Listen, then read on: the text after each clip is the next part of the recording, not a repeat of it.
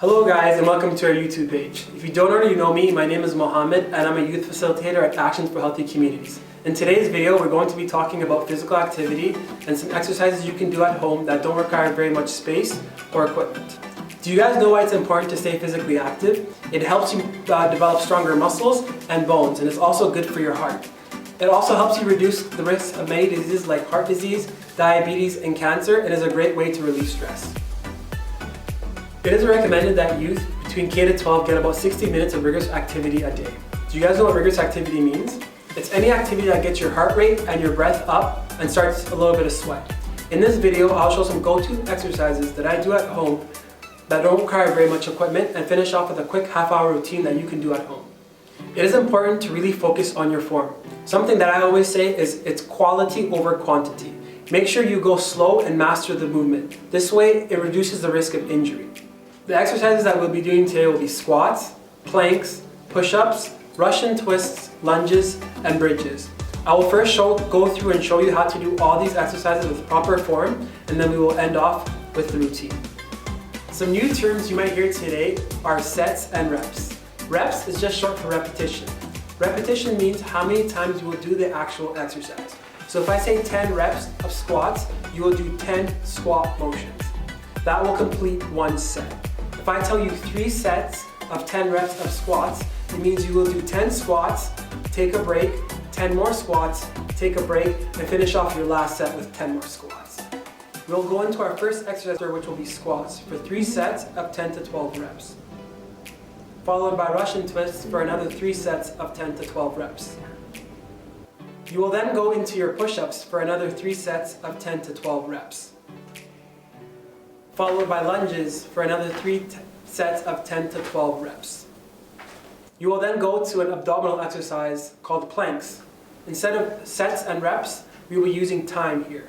So you will do 3 sets of 30 to 60 seconds, depending on how strong your core is. And then we will finish it off with bridges for another 3 sets of 10 to 12 reps. So the first exercise that we'll be doing today is your squats. Squats are a great way to build muscle in your quads, hamstrings, and your glutes, also known as your butt. So to start for a squat, you want to give it a nice solid base. You should be directly underneath your hips. If you have more tighter hips, you could open up your foot placement to give you a little bit more depth. And if you have good hip mobility, you can keep it a little straight. So what you do now is, once you got your good base, you're going to start to slowly go down. Picture a chair behind you, and then you're going to sit down in the chair. Once you get to 90 degrees, you're going to stop here. Make sure your knees do not track over your toes. Also, take a look at your back. You should not be rounding over. You should have a nice straight back. Engaging your core here will help you get that proper motion. Once you're down here, you're going to push through the ground with your heel and your midfoot, squeezing your hamstrings, your quads, and your glutes to pick you back up. So now I'm going to show you a progression for the squats. So a progression is just a way to make the exercise a little more challenging if you're more of an advanced person, and a little bit easier if you're kind of a beginner. So we'll start with the beginner one first. If this is your first time, what you can do is put a chair behind you. So when you're squatting down, come all the way down until your butt hits that chair. Gives you a little bit of extra support so you don't fall through. And then once your butt hits that chair, you can come all the way back up. If you want to make this a little more difficult, and if you're more of an advanced person, you can do a jump squat. So you're going to follow the exact same motion as the squat as we did before. Come all the way down, and when at the very bottom, you're going to explode through jump. Make sure when you land that your knees are bent. It puts your knees in a very dangerous position if you keep them straight. So the next exercise that we're going to go through is the lunge. I'm going to give you a side view just to give you a better picture. What you're going to do now is you're going to take the working leg, and you're going to go move it forward. As you come down, make sure that both knees, your front and your back, are at a nice 90-degree angle. Make sure that your knee, again, is not tracking over your toes. You want to keep it in a nice, stable position. Also, make sure that your knee is not caving in. Keep it nice and straight. Now, to come back up, you're going to put most of the weight on your front leg. Your back leg is just there for support, and you're going to push off. Back up to the start position. So I'll show you one nice smooth motion now. Come down, 90-90, keep everything nice and straight, all that pressure in the front foot, and then push back up again. And that's your lunge. So now for some progressions. If you want to make it a little bit easier, you can actually start down at the bottom position. That way you can make sure you have your 90 and 90. Just make sure you get a good check. And then from there, just lift up, back down, up, back down. If you want to make it a little more tougher, what you can do is you can hop one of your legs up onto a chair or a stool. Make sure whatever you're using is sturdy because you're going to have to use it for balance. Bring it out up, have that leg up, and then just do the same lunge with your leg elevated. So the next couple of exercises that we're going to be moving into, we'll be working your core. Your core includes everything around this area. Your front abs, your obliques, which are your side abs, and the muscles on the back here around your spine. Your core is essential for everything you do in life. No matter what you're doing, you're always using your core in some way. Especially for people that want to be athletes, your core is important. So we're going to go into one of our first core exercises, which is called the plank. The start position is very similar to that of a push-up. You want to get on your toes and your hands. Make sure that your wrist, your elbow, and your shoulder are all one straight line. Again, then you're going to take your feet, plant them down, and then squeeze through your core. Tuck your rib cage in. Don't have an arch in your back, don't pop your butt up, and don't sag. You want to squeeze through your core, keep a nice straight line, and then hold. If you want to, you can also do it from your elbows.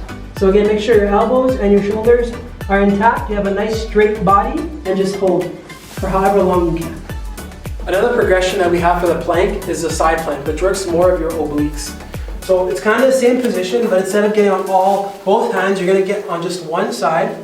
Make sure again that your elbow is right below your shoulder. Your feet can either be stacked on top of each other or you can be staggered. It's a little bit easier if it's staggered. And then you're just going to squeeze your oblique and raise your hip to the sky. Make sure that you're also squeezing your glutes and your hamstrings just to keep your body nice and straight.